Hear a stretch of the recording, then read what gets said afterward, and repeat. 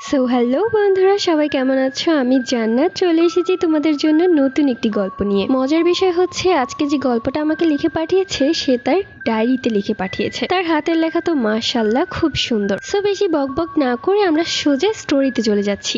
আমি আফিয়া রহমান স্নেহা। ছোট থেকেই আমি আর আমার বড় বোন আনিকা রহমান সিনহা অনেক আদরে বড় হয়েছি। আমি বর্তমানে ক্লাস 4-এ পড়ি। কাহিনীটা সম্পূর্ণ আমাকে ঘিরেই। আমি দেখতে খুব সুন্দর ছিলাম, বিশেষ করে আমার দুটো গালে টোল পড়তো। এটা নিয়ে আমার বান্ধবী নীলা আমার উপর অনেক হিংসা করত। আমি মোটেও অহংকারী ছিলাম না। অনেকেই ক্লাসে অর্থাৎ প্রাইভেটে আমার দিকে তাকিয়ে থাকে, বিশেষ করে ছেলেরা। এটা নিয়ে ও আরো বেশি হিংসা করত। আমি ভালো স্টুডেন্ট, আমার রোল 5। তো যাই হোক, আমার বান্ধবী তার মা বাবাকে না জানিয়ে আমার উপর কালো জাদু করে। এরপর থেকে আমি ঘরের ভেতর কালো ছায়া দেখতে পেতাম। ছায়াটি 1 সেকেন্ডের মধ্যে এদিক থেকে ওই দিকে চলে যেত, একদম বিদ্যুতের গতিতে।